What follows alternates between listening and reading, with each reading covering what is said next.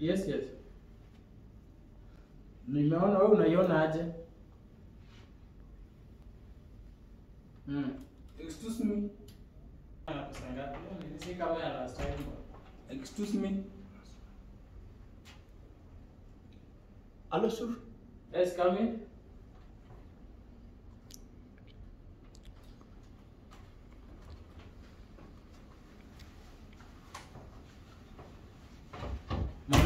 Yes, sir. Kwanza hii sasa nikaa saa nilikuita saa ngapi? Na rudi unasimama wewe umefuata huyu kufanya.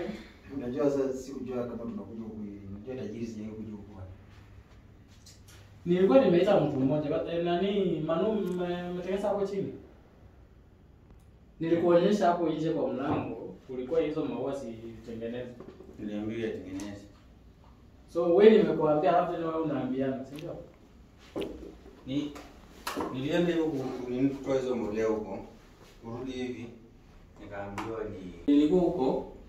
Sasa nikaambiwa nisaidie. Na sasa wewe ushakombolea mshamaliza. Sasa umeleta nani huyu hapa hivi? Lulu. Kuja maki kichwa yake inakuwa mzuri. Purpose. Umemaliza hiyo mbolea? Ndio tunataka tumalizie tutoe. Mwende mtoe nini? Hello? Kiti. Niko kiti. Hello? Nachezea vitu vya hawa. Hujai kalia kitu kama hiyo man? Muy boss ni. Hii shamba yenu nini? Sasa tajiri tulikuwa tunauliza. Yes. Unaweza tusaidia na advance. Kuna shida kidogo imetokea nyumbani. Nani? Manu. Leo ni tarehe 5 alafu nataka advance. Sasa ikifika tarehe 10 ama 15. Unajua tajiri leo mshahara yenyewe mnatupeanga. Sisi wengine hata mshahara before ifike kwa mfuko inakuanga ilikatwa kwa hewa kitambo. Sasa tulikuwa naomba kama unaweza pata advance. Angalau kaende kanisa sustain. Pipi wamelala nje na watoto. Tulikuwa nataka kunende nini hata kama niunga kilo 4 wakoroke uchi. Nani Manu? Unakumbuka juzi mmekuja hapo mkisema sijui alikuwa na emergency nini? Hiyo pesa ulipewa si advance. Na leo ni tarehe 5 na ulipewa tarehe 2. Hata mimi nilikuwa nasema kama naweza pewa mshahara wangu ya mwezi wa 6 na 7 washikanishe. Alafu nitafanya kazi. Si mimi nakuja hapa kila siku.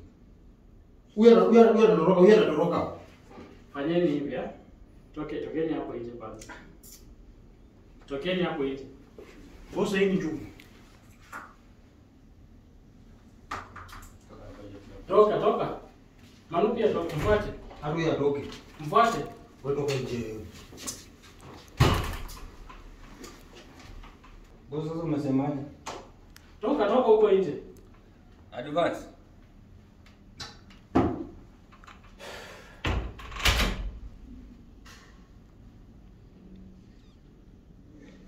Watu wanaweza fanya nao kazi kweli.